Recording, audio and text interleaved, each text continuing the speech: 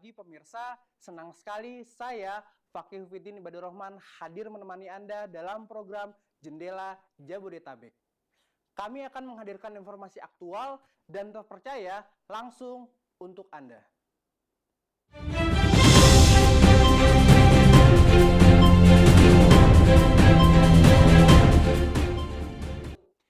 Kita masuk ke berita pertama. Timnas Indonesia meraih kemenangan melawan Arab Saudi di Stadion Utama Gelora Bung Karno atau SUGBK Jakarta pada Selasa 19 November 2024. Skuad Garuda mengantongi hasil skor akhir yakni 2 dan Arab Saudi 0.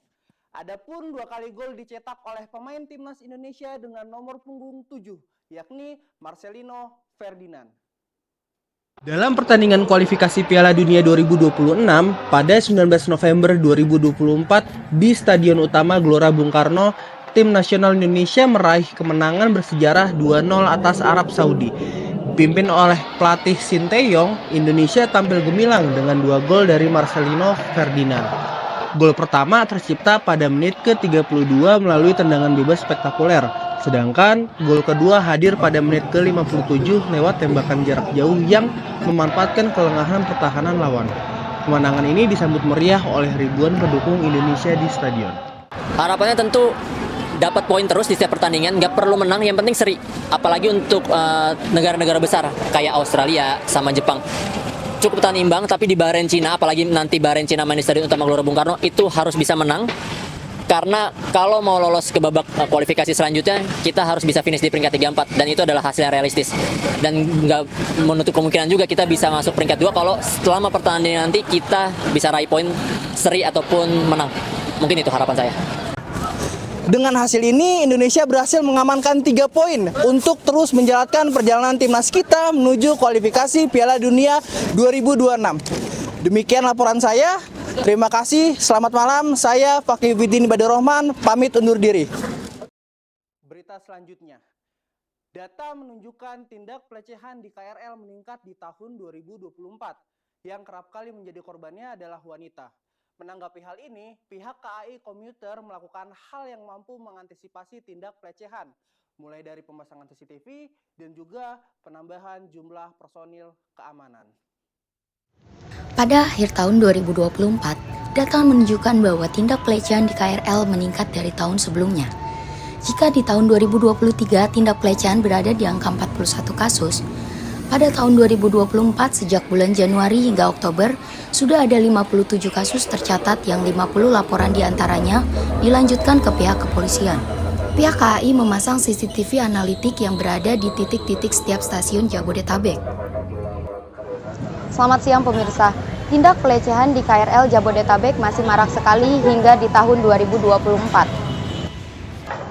Kalau aku pribadi sih nggak pernah ya kak, cuman aku pernah dengar dan satu gerbong sama orang yang jadi korban pelecehan. Kalau untuk mengantisipasi sih mungkin dari korbannya lebih aware sama sekitar. Udah lama sih sebenarnya, cuma pernah, tapi dia nggak kontak fisik sih aku kenanya. Jadi kalau misalnya gerbong wanitanya masih kosong, jadi mendingan diutamain duduknya di gerbong wanita dulu. Cuma kalau misalnya mepet-mepet nggak ada, mendingan jaga jarak aja di tempat yang menurut kita lebih aman gitu. Sama kalau buat petugasnya mungkin lebih memperhatikan aja sih keadaan sekitar kayak gitu.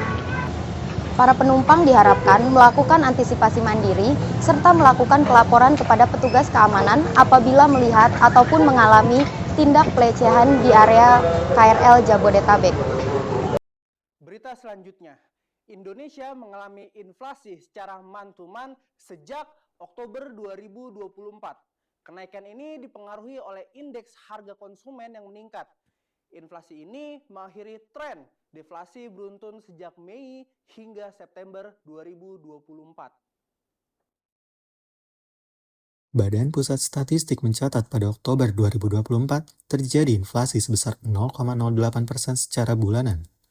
Dengan demikian, Indonesia mengakhiri tren deflasi selama 5 bulan beruntun sejak Mei hingga September ini. PLT Kepala Badan Pusat Statistik Amalia Dininggar Widyasanti menyebutkan terdapat 9 komoditas penyumbang utama inflasi pada Oktober 2024. Secara bulanan, indeks harga konsumen mengalami inflasi 0,08%. Kenaikan ini terjadi di sejumlah pasar tradisional, terutama pasar minggu. BPS menjelaskan komoditas yang dominan mendorong inflasi pada kelompok ini adalah emas, daging ayam ras, lauk pauk, dan juga sembako lainnya. Meningkatnya bumbu kayak lada, tumbar, kemiri, kayak gitu, kayak bumbu-bumbu inilah, cabai bawang gitu. Kenaikan inflasi dipicu oleh indeks harga konsumen atau IHK yang meningkat, berdampak pada menguatnya fundamental ekonomi yang mengakibatkan kenaikan inflasi sebesar 0,08% pada Oktober ini. Baik pemirsa, kenaikan inflasi pada kuartal 4 berdampak pada kenaikan harga yang terjadi di pasar tradisional, yaitu pasar minggu. Penjualan sembako khususnya beras, sayur mayur, cabai, bawang, dan bumbu-bumbu lainnya meningkatkan daya beli yang memicu terjadinya peningkatan inflasi. Dari Jakarta, Pasar Minggu, Dabi Raup melaporkan. Pemirsa, setelah pariwara berikut ini, kami akan kembali memberikan informasi penting dan menarik lainnya. Tetap bersama kami di Jendela Jabodetabek.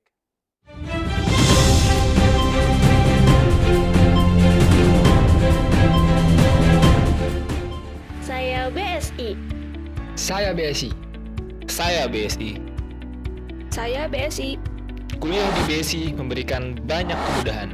Bisa belajar kapan saja, di mana saja. Mengakses perkuliahan semudah menggerakkan jari. BSI hadir semakin dekat dengan Anda. Sama Universitas Bina Sarjana Informatika, mari menjadi kebanggaan bangsa.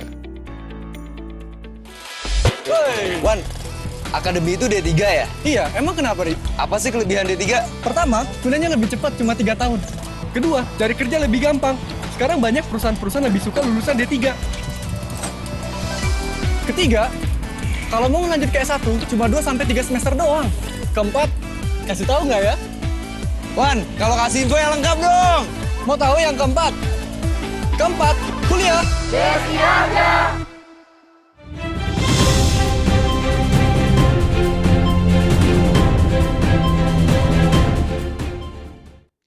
Kembali lagi bersama saya di Jendela Jabodetabek. Polemik terjadi di Universitas Airlangga setelah karangan bunga dari Badan Eksekutif Mahasiswa Universitas Airlangga viral di media sosial. Karangan bunga tersebut berisi kritik terhadap momen pelantikan presiden yang digelar pada Oktober 2024 lalu. Sebagian mahasiswa mendukung langkah ini sebagai bentuk kebebasan berekspresi. Sementara pihak lain menilai tindakan tersebut tidak mencerminkan etika akademik. Hingga saat ini, pihak rektorat belum memberikan tanggapan resmi terkait polemik ini. Momen pelantikan Presiden Prabowo pada tanggal 20 Oktober lalu tidak hanya diramaikan oleh kehadiran tokoh-tokoh penting, tetapi juga aksi simbolik dari BEM Universitas Airlangga. Sebuah karangan bunga yang memuat kritik terhadap pemerintahan baru ini memicu polemik dan beragam tanggapan, termasuk dari perwakilan BEM Fakultas Universitas Gunadarma. Baik, kembali lagi bersama saya dengan Gerolus Marcel. Sekarang saya sudah berada di Universitas Gunadarma. Kami sudah bersama langsung dengan narasumber kami yang akan kami mintai pendapat tentang polemik karangan bunga yang dibuat oleh BEM Universitas Airlangga pada pelantikan Presiden 20 Oktober lalu. Baik. Saya sebagai mahasiswa informatika dari Fakultas Teknologi Industri, di mana saya juga menjabat sebagai pengurus dari Badan Eksekutif Mahasiswa Fakultas Teknologi Industri. Menurut saya tidak setuju dengan karangan bunga tersebut, dikarenakan ada beberapa kata yang harusnya tidak ditampilkan dalam karangan bunga tersebut. Polemik karangan bunga ini kembali mengingatkan pentingnya kebijaksanaan dalam menyampaikan kritik, terutama di momen penting kenegaraan. Perwakilan BEM Fakultas Universitas Gunadarma berharap agar mahasiswa dapat terus menjaga semangat kritis, namun tetap mengedepankan etika dan strategi komunikasi yang tepat. Kasus perceraian di Kota Depok mengalami lonjakan. Lonjakan kasus ini sudah mulai meningkat dari tahun-tahun sebelumnya. Peningkatan kasus perceraian ini dipengaruhi karena faktor ekonomi yang terus menurun. Baik pemirsa, saat ini saya sedang berada di depan Gedung Pengadilan Agama Kota Depok, Jawa Barat. Di sini saya akan melaporkan kasus perceraian yang melonjak naik di angka 1.133 kasus. Kasus ini disebabkan oleh sebagai berikut. Pengadilan Agama Kota Depok mencatat ada 1.133 kasus perceraian. Dari jumlah tersebut, lebih dari 70%-nya terdampak oleh kasus ekonomi. Selama ini yang saya tangani banyak perkara-perkara yang disebabkan terutama khususnya masalah ekonomi. Penurunan ekonomi di Indonesia ini banyak disebabkan oleh yang pertama judi online, yang kedua pinjaman online, dan yang ketiga dampak PHK. Masyarakat mengharapkan pemerintah dapat menyediakan lapangan pekerjaan agar kasus perceraian yang disebabkan oleh rendahnya ekonomi perlahan dapat teratasi. Reporter Rafael Kristabil Tambolon dan juru kamera Ezra Rama Hafiz melaporkan. Kemacetan parah kembali terjadi di Jalan Raya Parung, Bogor, yang hingga kini belum terpecahkan. Antrian panjang kendaraan terlihat mengular dari pagi hingga sore, membuat para pengendara terjebak berjam-jam. Pihak terkait mengaku kesulitan mencari solusi yang efektif, sementara warga dan pengendara terus mengeluhkan kondisi ini. Halo pemirsa, bersama saya Riza Rizka. Dalam liputan hari ini, saya berada di persimpangan Jalan Parung Bingung yang sedang terjadi kemacetan akibat tidak adanya lampu lalu lintas. Kemacetan parah kembali melanda persimpangan Parung Bingung dini hari. Tanpa adanya lampu lalu lintas, kendaraan bermotor dari berbagai arah saling berebutan jalan sehingga menyebabkan kemacetan panjang yang mengular hingga pintu masuk tol Desari 2. Kondisi ini membuat para pengguna jalan frustasi dan mengeluhkan waktu tempuh yang semakin lama. Beberapa warga sekitar mengeluhkan bahwa kemacetan ini sudah terjadi sejak lama dan belum ada solusi yang konkret dari pemerintah. Kalau persimpangan ini sih hampir tiap hari ya Mbak, apalagi kalau berangkat kerja sama pulang kerja. Ini jam-jam segini nih, sore. Kendaraan dari berbagai arah saling berdesakan, menyebabkan antrian panjang hingga pintu masuk tol Desari 2. Kondisi ini membuat para pengendara motor dan mobil harus bersabar menghadapi kemacetan yang bisa berlangsung hingga lama. Berdasarkan data dari Dinas Perhubungan Depok, volume kendaraan yang melintas di persimpangan Parung Bingung mencapai 100.000 kendaraan per hari. Angka ini jauh di atas kapasitas jalan, sehingga menyebabkan kemacetan yang hampir setiap hari terjadi. Menanggapi hal ini, Andi pengendara motor mengatakan bahwa pihak pemerintah harus mengupayakan berbagai solusi untuk mengatasi masalah kemacetan di persimpangan Parung Bingung. Namun, sejumlah warga menilai bahwa solusi tersebut belum cukup. Mereka mendesak pemerintah untuk segera mengambil tindakan yang lebih konkret, seperti misalnya menerapkan sistem satu arah atau membangun jalan alternatif. Pemirsa, setelah pariwara berikut ini, kami akan kembali memberikan informasi penting dan menarik lainnya. Tetap bersama kami di Jendela Jabodetabek.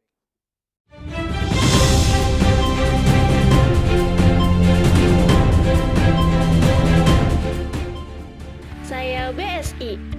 Saya BSI. Saya BSI. Saya BSI. Kuliah di BSI memberikan banyak kemudahan. Bisa belajar kapan saja, di mana saja. Mengakses perkuliahan semudah menggerakkan jari. BSI hadir semakin dekat dengan Anda. Sama Universitas Bina Sarjana Informatika, mari menjadi kebanggaan bangsa.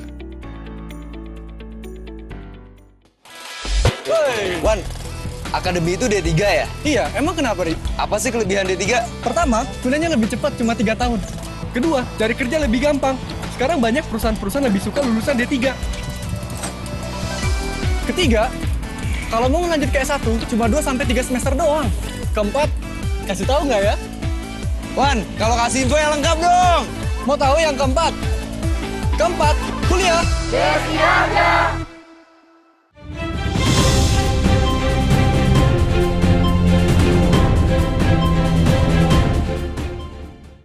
Baik, kembali bersama saya dalam Jendela Jabodetabek.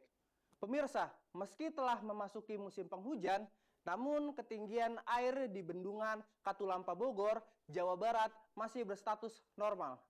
Dengan ketinggian air mencapai 20 cm, ketinggian air di bendungan Katulampa diprediksi bisa meningkat.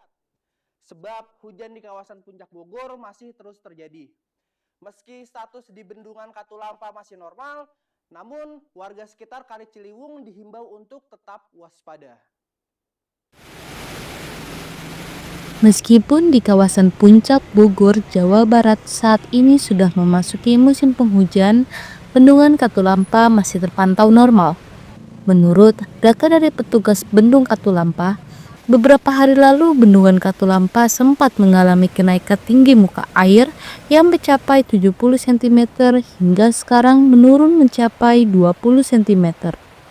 Masyarakat sekitar kawasan aliran Sungai Ciliwung diminta untuk tetap waspada mengingat cuaca yang saat ini sudah memasuki musim penghujan yang dapat memicu kenaikan debit air.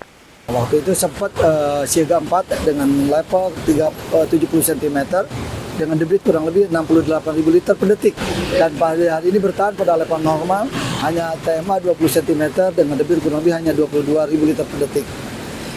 Selamat siang pemirsa, saat ini saya sedang berada di kawasan Bendungan Katulampa, Kota Bogor, Jawa Barat. Tinggi muka air di Bendungan Katulampa saat ini menunjukkan pada tinggi 20 cm, di mana keadaan ini menunjukkan keadaan yang cukup normal. Meskipun dengan keadaan cukup normal, petugas Bendungan Katulampa, Bapak Andi, tetap menghimbau kepada warga sekitar agar tetap lebih waspada di keadaan cuaca yang kurang menentu saat ini. Karena masih terlihat banyak warga sekitar yang beraktivitas sehari-hari seperti berdagang, serta masih banyak warga luar yang berdatangan ke kawasan Bendungan Katulampa yang sekedar hanya berekreasi. Sekian, Nisrina dan Farhan melaporkan.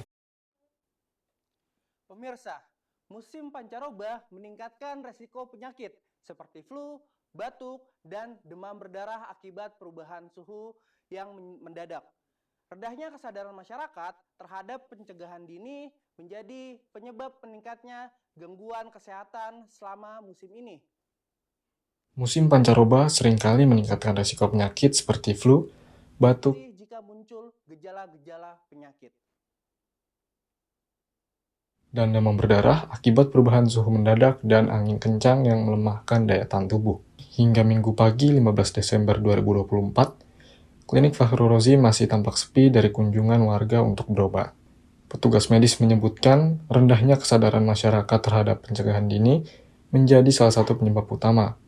Padahal musim pancaroba adalah waktu di mana gangguan kesehatan, terutama pada sistem pernapasan, lebih sering terjadi. Cara untuk pencegahannya, yang pertama kita membentengin diri kita dulu dengan makan makanan yang bergizi. Jadi makan yang bergizi itu tidak hanya harus kenyang, terus yang penting asupannya seperti kebutuhan protein kita juga harus terpenuhi, sayuran, karbohidrat, serta buah-buahan. Masyarakat diimbau untuk lebih waspada dengan menjaga pola hidup sehat, mengonsumsi makanan bergizi, dan mempersiapkan diri menghadapi cuaca yang tidak menentu. Untuk mencegah dampak buruk musim pancaroba, masyarakat disarankan untuk menjaga pola hidup sehat seperti makan makanan yang bergizi, rutin berolahraga, serta istirahat yang cukup. Tidak hanya itu, jika dirasakan demam atau batuk yang berkepanjangan, maka masyarakat disarankan untuk ke fasilitas kesehatan terdekat. Musim pancaroba memang tidak bisa dihindari, tapi dengan kesadaran diri dan antisipasi yang baik, maka kita tetap bisa aktif untuk menjalani aktivitas sehari-hari. Dari Klinik Fahru Rozi, Muhammad Ardiansyah dan Sultan Ahmad melaporkan. Kini kita beralih ke informasi terakhir. Olahraga lari kini jadi lifestyle di kalangan masyarakat. Olahraga lari menjadi tren gaya hidup sehat di kalangan masyarakat. Yang dulunya mungkin dianggap membosankan, kini menjadi favorit banyak orang. Bahkan banyak sekali komunitas-komunitas yang mengadakan event lari pagi bersama. Selain sebagai bentuk olahraga, lari juga menawarkan segudang manfaat, baik bagi kesehatan fisik dan mental. Berikut liputannya. Olahraga lari kini menjadi lifestyle di kalangan masyarakat. Hal ini tidak lepas dari pola hidup sehat yang diterapkan saat masa pandemi COVID-19. Kini menjadi sebuah lifestyle di kalangan masyarakat dari berbagai segmen. Hal ini bisa dilihat dari banyaknya jumlah masyarakat yang berlari saat pagi maupun sore di sekitar kawasan kota. Antusiasme yang tinggi ini pun banyak memunculkan komunitas lari di berbagai kota, bahkan sudah menjadi lazim. Ya pemirsa, selamat pagi. Sekarang saya berada di Dennis Cafe Burger yang berada di Kota Depok, Jawa Barat. Ini ramai sekali pelari yang sedang mengikuti event 6 tahun anniversary dengan Air Shock bersama kami. Dan belakang ini sedang ramai sekali event lari yang ada di kota-kota besar Indonesia. Salah satunya event lari yang diadakan THR Shop saat ini. Untuk kalangan masyarakat lari saat ini ya, itu tuh udah bagus sih, baik, cuman jangan terlalu yang begitu sangat ambis lah, yang seperti misalkan baru pemula, baru lari 5 kilo terus langsung ikut yang kategori tinggi, maraton gitu kan, itu lagi karena udah berlatih tubuh sendiri ya, kayak gitu. Cukup kita ikutin aja perlahan, per step gitu. Kita lakukan ya olahraga kita setiap hari weekend gitu bersama teman-teman, kan itu juga sebagai kesehatan juga ya, lari ya, ikut komunitas, banyak teman juga. Nah, jadi buat kalian yang mau ikut mulai lari, kalian bisa langsung cari aja komunitas lari terdekat, dan kita jadi tahu nih manfaat lari buat kesehatan tubuh, buat menghilangkan stres, dan yang paling menarik di tubuh kita itu kita mengeluarkan hormon endorfin, yaitu mengeluarkan hormon kebahagiaan. Kalian bisa melakukan lari untuk menghilangkan stres yang ada di tubuh kita. Jadi buat kalian, ayo kita bergerak biar sehat. Saya Yulia dari Depok, Jawa Barat. Pemirsa, demikian rangkaian berita yang dapat kami sampaikan pada hari ini. Tetaplah bijak dalam menerima informasi dan selalu pastikan kebenarannya dari sumber terpercaya. Saya Fakih Hufiddin Ibadur Rahman mewakilkan seluruh tim yang bertugas mengucapkan terima kasih atas perhatian Anda. Sampai jumpa dan selamat melanjutkan aktivitas Anda. Selamat pagi.